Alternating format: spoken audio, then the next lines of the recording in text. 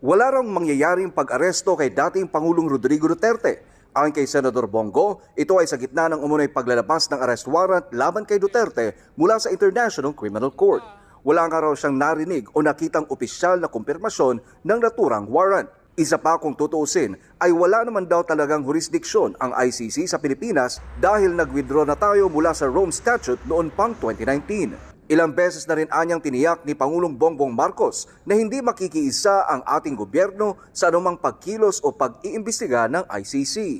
Kung walang jurisdiction at walang cooperation na gagawin ang gobyerno, paano nila arestuhin? And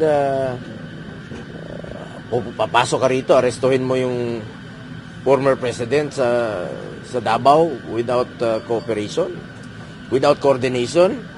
Magulo yun. Kasabay niyan ay itinanggi rin ni Senador Go ang mga akusasyong dawit siya sa anumang iligal na gawain kasama si dating Pangulong Duterte. Hindi po ako sumusunod ng any illegal order. Ang trabaho ko po kay former mayor, former president, more on official matter, more on personal matter. Noon. Now, I'm a senator naman po. At hindi po siya nagbibigay kahit noon pa man ng any illegal order sa akin. And kung meron man pong magbibigay ng illegal order sa akin, hindi po ako susunod ng kahit na anong illegal order.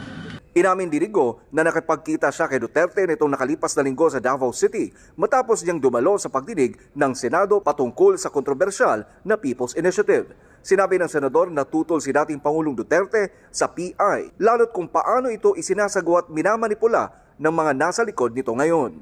Kontra po siya the way it was conducted. The way, the process ng pagkakandak nitong PI, masyadong minadali at naniniwala siya na hindi po tama yung pagkagawa nito.